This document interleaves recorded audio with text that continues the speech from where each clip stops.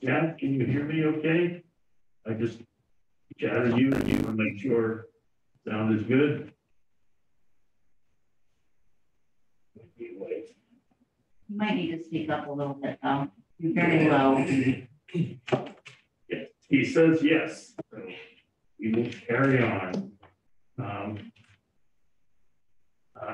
And welcome Joyce. So I have here at 4:02 p.m. on October 20th, 2021. I am calling the Board of Health, Adams Board of Health meeting to order. So thank you for coming. And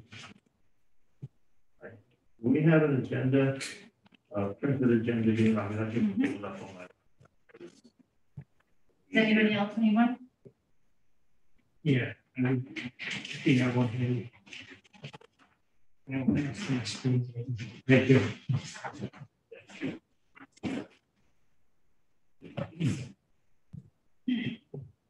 So I need to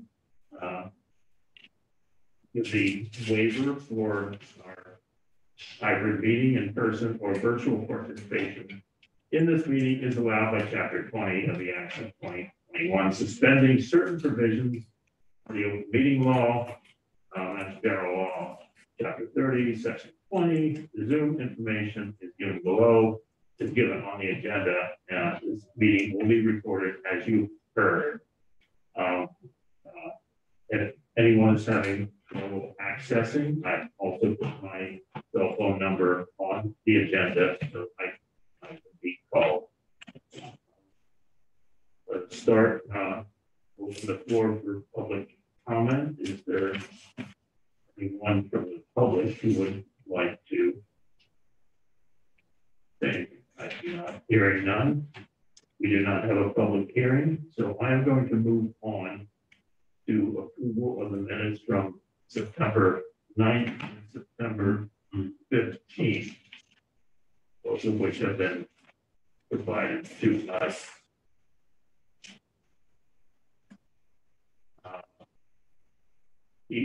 I have a few changes.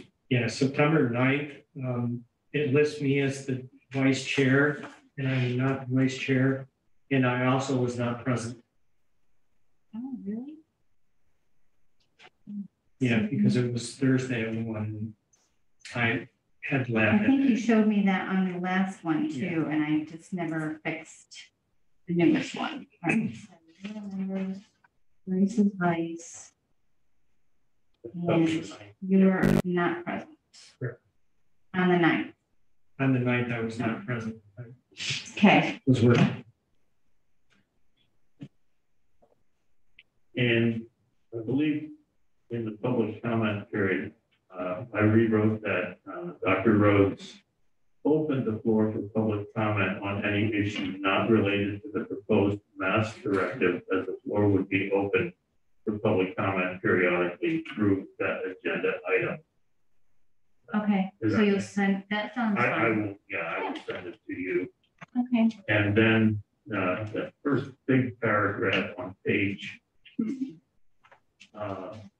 where it says Dr. Rhodes opened the floor for comments, that next paragraph, first line, he referred instead of reverted. Okay. 4 lines down, Mr. Moran asked, continued to ask without opportunity to respond instead of option. And then 3 lines down, Mr. Moran started to walk out, but then turned holding a nip, asking, does this require? I might have a comment here. Really? I don't remember that. You may not have seen it. You may have had a. You may not have actually seen, but he had a little nip in his hand. And that will stand. Thank you. That's it. That's it for me. And so with those corrections about Dr. Hoyt, my opening comments and those corrections to that public comment paragraph. Do I hear a motion to approve? So moved. Second. Any further discussion? All in favor, Joyce, Yes. Pete, Abstain. Dave, yes, it passes 2-0-1. And now we move on to November 15th. Have both of you had a chance to review those? November 15th that Michelle sent out on Monday. Yeah, you can have I did review them. I don't have any changes.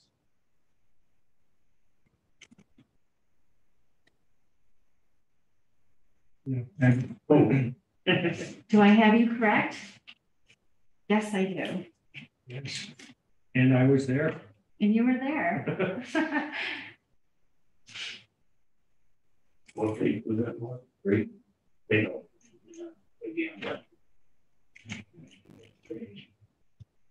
Yeah, so on page 2, the first full paragraph, it should be ATTY St. John, not ATTS. Ah, yeah, that's my bad. Which one is that? This is, well, it's page 2. Oh, no, it is page 3. Page Page 3, Oh, there it is, second paragraph. yeah. Yeah. That's my short version for attention. Yeah, it does now say it makes. Yeah. It makes sense. Makes That's sense. why, yeah. So with that change, do I have a motion to approve? Motion to approve September 15th meeting minutes. Second. Any further discussion? Hearing none. Joyce? Yes. Yes. Dave? Yes. The minutes are approved unanimously. Thank you, thank you. So, now one more to go. And skip over code enforcement officer and move on to 103 Friend Street. I believe Mr. Donis was going to be here. I do not see him. But in any case, I think Officer Blaisdell can relay to us that progress is close. That Mr. Donis has ordered flooring for his front porch. It will be installed soon, and that he has contracted with a tree service who will come next week. And so I believe just holding this until next month is appropriate. I don't think we need to take any action, we just wait. And in his absence, thank him for going forward. 76B Allen.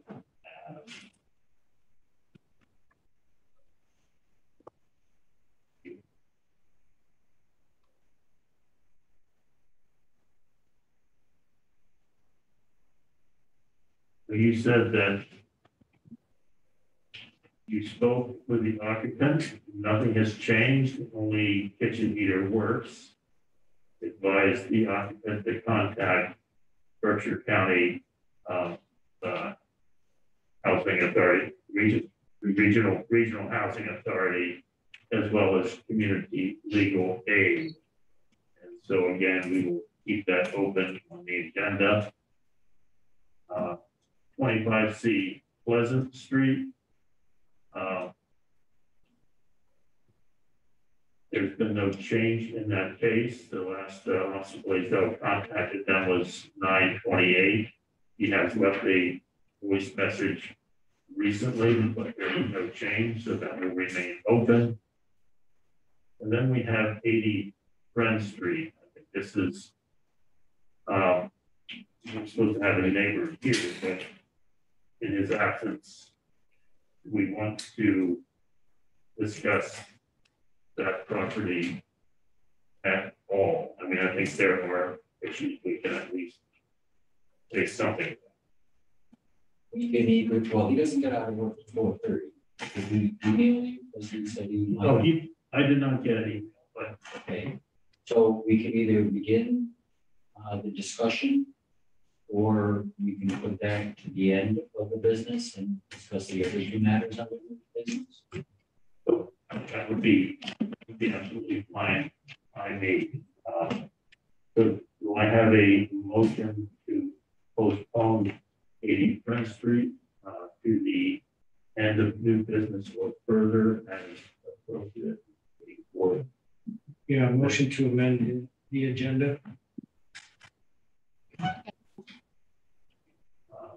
Joyce, what say you? Yes. Pete? Yes. Dave? Yes, okay. Agenda is so amended.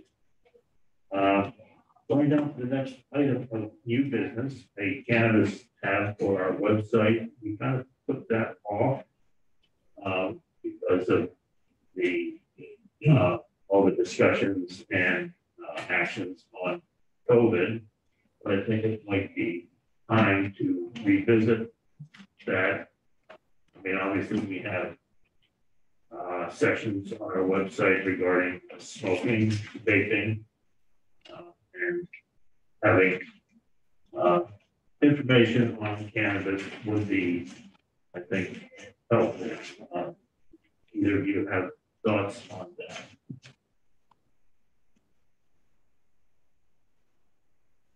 Yes, no?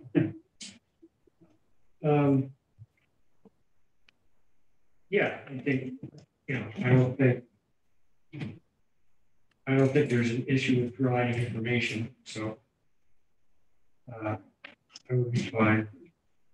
We're just trying to think that, didn't we have tobacco information up here at one point? I thought we still do. I thought so too, but I don't. Oh, maybe it's under the same, it's tobacco and vaping. Okay, I see it. Yeah, so they're combined, right? Because they're both under the new tobacco law. So would we just add it into that? No, because it's separate. It's Pretty not, separate. if we put it in there, then Joyce doesn't have a voice. We make it right. Right. I also think it's important to have it as its own section and to be educational and proactive, so that people can obtain the information. That's great. And I would, I've actually been trying to find, my understanding is that there has been one host community agreement signed, and I have not been able to get my hands on it.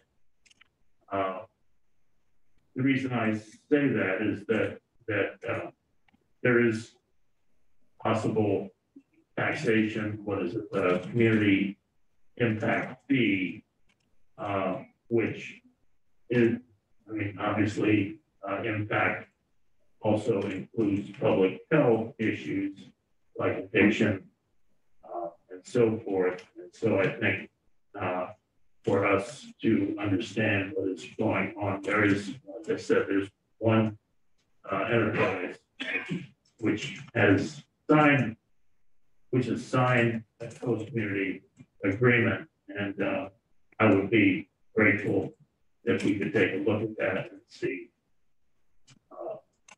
what our role is in that.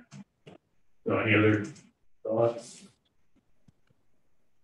Well, I know there's an obligation to provide community youth education involved with a lot of the other businesses that I've had discussions with in Berkshire County, the cannabis, even though it's not my main gig. So I think it would be good if we could at least figure out what's in there so that we know what we. And I have spoken to the owner of the one business that has signed, and he is very, I think I said this before the meeting, he's very eager to get involved in community education. So, but until we have further details, there's nothing we can do.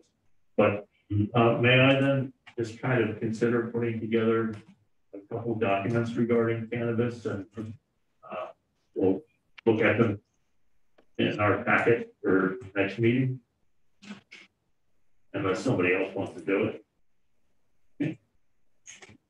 Yes, I volunteer. I'll do it. Next order of, that is the next one. Okay, so we can now deal with 80 Friend Street. We have Mr. Downing on the Zoom. Hello.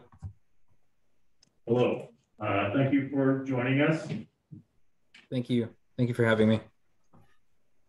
Does Officer Blaisdell want to make a statement first, or at least introduce you and yes. Right, so this matter has been open since 2011, but code enforcement dates back to 2006. Mr. Downing is a budding neighbor. From the photograph, you can see that this is a row house. These are considered to be, these are subsequent to construction, considered to be condominiums. So within our code enforcement file, we don't find an order condemning the property, just a placard. The property obviously has deteriorated more since 2011. From the photographs, you see that there are no steps to the front door, no steps leading to the back porch. I can't get an assessment, therefore, of the interior of the property. Mr. Downing reports that there are vermin, particularly raccoons, that live in this vacant dwelling. So it was my purpose of bringing this to the board for a statutory declaration so that I can reissue, or I should just say issue, a condemnation order. But I'll ask Mr. Downing to give his description of the property at this time. Yes. So my wife and I moved into 78 about 2 months ago, a little over 2 months ago. And since then we have seen raccoons coming up the porch and entering the house. We can also hear them in the unit next door, both in the attic and on the second floor. And, you know, our concern is mostly just that they're creating a number of hazards and can do a lot of damage both to that unit and to ours if they're able to get into our house. So we believe it is creating a dangerous situation, and that's why we brought it to Mark's attention.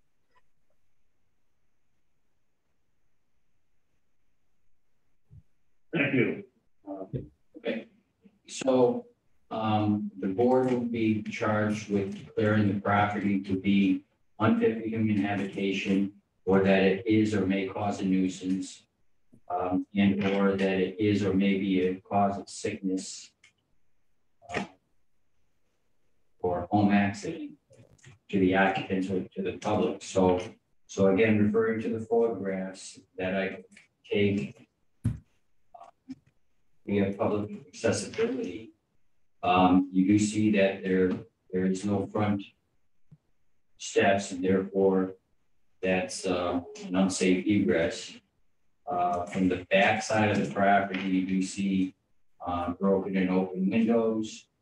You see no stairs to the back porch. You see the back porch is in substandard condition with an open roof. So all these are conditions which would impair health and safety of the occupant. And any broken windows would pose an injury to the public via any shards of glass that may fall, or if anybody wanted to trespass into the property. Or excuse me, that view right there, that's directly behind the building? Yes, that's the backyard. Okay, So again, these are row houses. Yeah. So the back side of the property would be accessible. and that's directly right off that back porch area now. Yes. Okay, all right, thank you, sorry. Okay. That's, yeah. So yeah, I mean, that's essentially the meat of what the declaration would be, and it would fit all three of those criteria. So I would ask the board to approve the declaration and provided you, Michelle provided you with draft of that declaration. Your declaration. Draft. You know, the meeting was held today, matter for voted and determined subject property is unfit for human habitation, is or may become a nuisance, and is or may cause sickness or home accident to the occupants or to the public. That's the meat of the letter. Declaration will be attached to the following orders and served upon parties responsible for the property and anyone having an interest in the subject property. Any aggrieved party may appeal the board's decision to the housing court, district court, or superior court. Sincerely, I sign it. After there would be a vote, and I would like to also add that I did check with the electric company, and there is no electrical service. I did check with the water district, and there is no water service. So again, all of those conditions. And there is no gas. You know, I didn't check that, but if any heating appliance would not work anyway. Without the electric, right? Okay. So I think there are two issues here. One is voting on this letter, and the other is getting it to the concerned parties, the responsible parties. Right, so the only thing that would be before this board would be the declaration.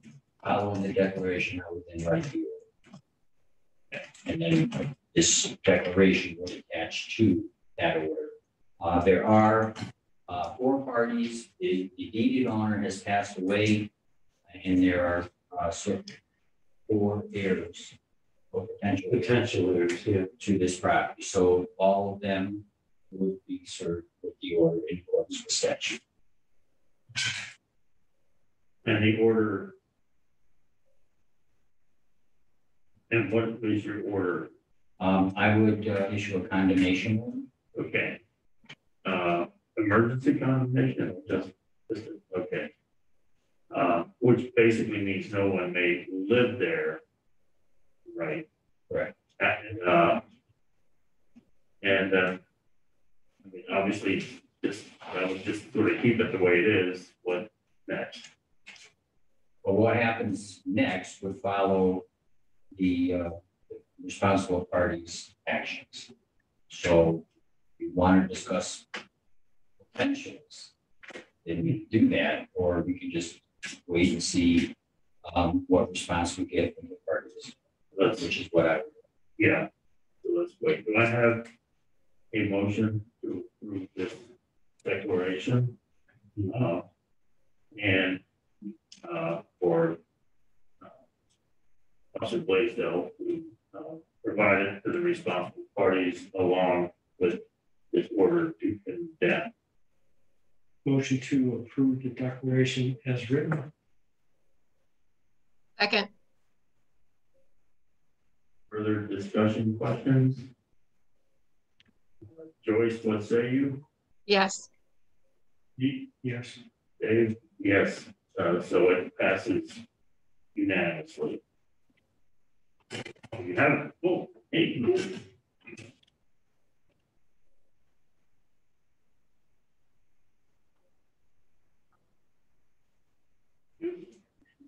Okay, now the question is getting this letter and the order. I believe there is actually some question about how it gets there. I believe statute says registered mail, but then I've heard you talk about certified. Right. Can we kind of clarify? I actually called the post office yesterday to ascertain the difference. And he basically said the difference is that registered mail is for something of monetary value. That this is a legal notice. Basically only need to know that the packet has been delivered to the responsible individual. So typically we would send the order to the parties via regular and certified mail. If there are any parties that are outside Massachusetts or not known, we would then be required to publish. But right now we'll just focus on getting the order sent via regular and certified mail. And that would meet court Yes. approval when you go to the next step, if you need to go to the next step. Yes. And so obtaining the postage. It's not an issue. We already have instruction from the town administrator. Okay. Well, thank you. That is. So then we don't need to take any further action here. All right. So it's just down still here. He is, yes, Mr. Downing. Do you have anything you would like to add? I guess the other questions that I had are probably best saved for later after, this is issued to the possible heirs of the house. But, I guess my concern was more what happens next with the house after it is recondemned. And I know that Mark and I had talked a little bit about that before, and I don't know that you can answer those questions now, but I mean, it may be questions that I pose at a later time to the Board of Health. You plan to meet hopefully 4 weeks or 6 weeks from now. 5 weeks is Thanksgiving, so that hopefully we will have some movement by then, and Mark will let you know when the next meeting is. So thank you for attending. Thank you for bringing your concerns to our attention. We do want to make sure we address them as best we can. So thank you. Thank you. Thank you for hearing this. Sure. Okay, the next order of business I have here is designation of Mark Lynch as our agent for health code enforcement. And the reason this keeps coming on and getting continued for a couple of reasons. This came up in August when the Board of Health budget was frozen due to current excess postage being used. That kind of concerned me, and so I began looking at the statutes and so forth, and just trying to figure out who has control of the Board of Health budget, and so on. And that in town code is a murky issue. Nevertheless, the Board of Health has statutory responsibilities, condemnation, of course, being one of them, as well as orders to repair whatever and so forth. And issuing those orders does indeed cost money. And we rely on Officer Blaisdell to perform those actions. And so where did Officer Blaisdell come from? And so I realized that the board was not involved in the search for a health agent. The board was not involved in screening applicants. The board was not involved in reviewing candidates, and the board had no voice. That's incorrect, David. I interviewed Laura. I said the board. I said the board. I said the board had no, well, so then you did, and I was involved as the chair. you did not bring that information to a meeting because you were acting on the Board of Health, Yes, we went to but a select board meeting. it seems to me that you were acting in the Board of Health and yet not, letting the board, which at that point was only me, know that this was going on, whether the rest of the board had any input. Further, we were not involved in writing a job description for someone that we were supposed to work with. So in any case, so we can leave that argument aside about whether it was right or not. But it said we had no role in job description, no role in the selection, no role in the search, role in interviewing. I don't know about the selection itself, but I thought that it was important to kind of close that loop because I would like to make sure that the board as a whole recognizes Officer Blaisdell as our health agent.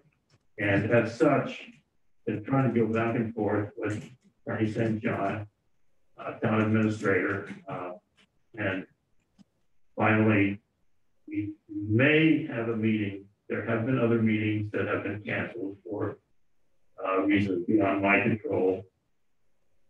And that, so I do plan to meet with Attorney St. John and town administrator Green between now and the next meeting, at which point we'll bring this up again for discussion and possibly a vote. So that's my whole story and my rationale for putting this on the agenda. So I think we don't need any further discussion on that at this point. Just a wait and see.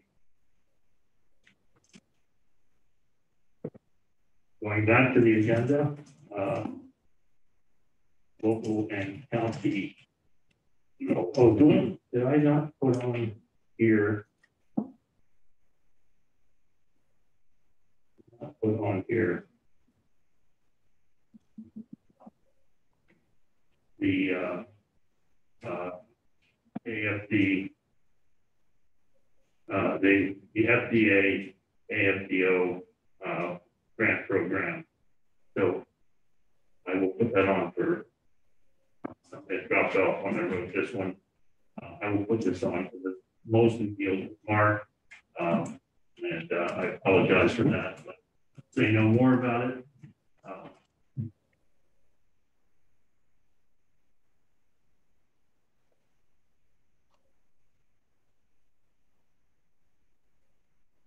And local and county updates.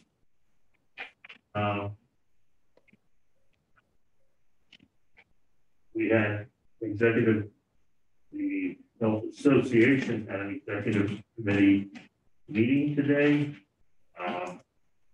We should have received a calendar a few days ago. Were you on that list, Joyce? Yeah. Okay, good, because that was one of the questions, to make sure that everybody who's supposed to be on is on. We talked about our annual dinner, which is usually in the fall, October, November, and everybody's nervous about getting together indoors, particularly eating, so that we have kind of postponing it, and everybody's sick of Zoom, but by bylaw, we do have to meet and carry out elections, and so there will be, you will get a survey, you know, what works for you, a possible hybrid meeting, December, January, so stay tuned for that. The third thing that we talked about is the after action plan is the Department of Public Health has made available funds either through the state or federal. Not sure about that, but we do have funding for carrying out for creating an after action plan, and we discussed components of the COVID response that worked, what didn't work, what do we do next time, and the bottom line was that model this under the incident control system model where you set up an operations center. I won't go into detail here, but it sounds like a good plan. A lot of things work well in Berkshire County, because we are who we are. But there are a lot of challenges because we're spread out. So we need more information on that. And then the third thing, apparently we have gotten American Recovery Plan dollars. I was unaware of that. So I would like to check on, you know, what public health, what money has come in for public health, because obviously it would be nice if we had some input into how it's spent. I will find out more about that.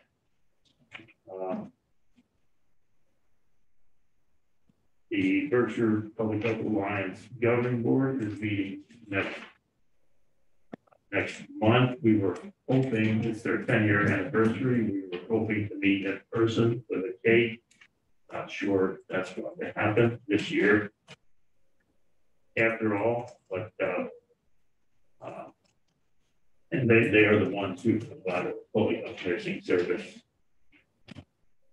Nancy, and then finally there is Recycling Works webinar, reviewing the mail. I did send, thank you, Mark, for scanning the announcement November 10th, and I put in the info packet the link to the website as well as the registration line if you are able to make it on that November 10th. Anything to add? Yeah, just that they're going to be discussing DEP's textile ban as well. So if you wanted more information of that, if you recall, the more benefit to the public is that that's the reason why that textile bin was placed up at the transfer station, was in anticipation for the textile bin. So, waste stream. Great, thank you. And for the good of the order, Joyce, anything? Pete? No, nothing. Did I No, ask you thoughts on Halloween upcoming?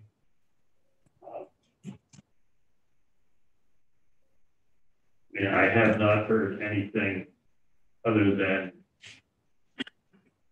no or avoid indoor parties, large indoor parties, but house to house trick or treating, consensus is should be fine. the Elks was considering an event, an outdoor event, but I have not heard anything more about that. Outdoors should be fine. So the other two things that I had is that, again, in your info packet, you saw that I had a COVID update. And I mentioned to Haley, so it's about a dozen slides, and I plan to rotate them and add information on them, and hopefully we just sort of keep the series up, because people were saying, well, I want to see what the trend is, and so if they do, they can go back to previous reports. And so that is up on the website. The misfortune is that, for instance, this past week, I forget whether it was the state or Western Mass. I think it was Western Mass did not come out with their data until late on Friday afternoon, which basically means that I put it together right away, but Haley couldn't post it until Monday morning, so it's another few day delay, but at least it's there, and people can look. The bottom line is that, as you can see, Mercer County is still running about 25 plus or minus cases per day, and that is holding steady. So they say we're at a plateau, and then speaking of COVID, I got an email from Erica, or actually I contacted Erica Trajetti. Sad to see her going, but there was a vaccination ban at Adam's hometown today, 11 to 1, and they're going to have a flu clinic next week on Tuesday. So if anybody wants to look, go to the Council on Aging website, and then in November they're going to have the vaccination ban on the visitor center. Date and times to be determined. So she said that a couple weeks ago they had the ban come 9 to 12, and people lined up at 8 o'clock in the morning, and there was a line the whole way through to 12 when the van had to leave. They actually ran out of Pfizer. And so it was a very successful mobile vaccination clinic. I guess that's about all I have to say here. Next meeting, are we okay with the 17th of November, a week before Thanksgiving? You feel like moving it to December 1st? I'm okay with the 17th. I kind of feel like that's. Either day works for me. I think that should be fine too. I'm thinking December 1st would be like coming back from a long time off. Work might be a little sketchy. Right.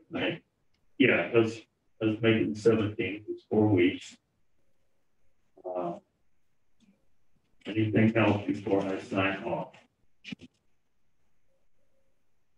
We have a motion to adjourn. Motion to adjourn. Second. Second, Joyce, what say you? yes. Pete? Yes. Dave, yes, unanimously passes at 4:46 p.m. here on October 20th, 2021. This meeting of the Adams Board of Health is now adjourned. Thank you all.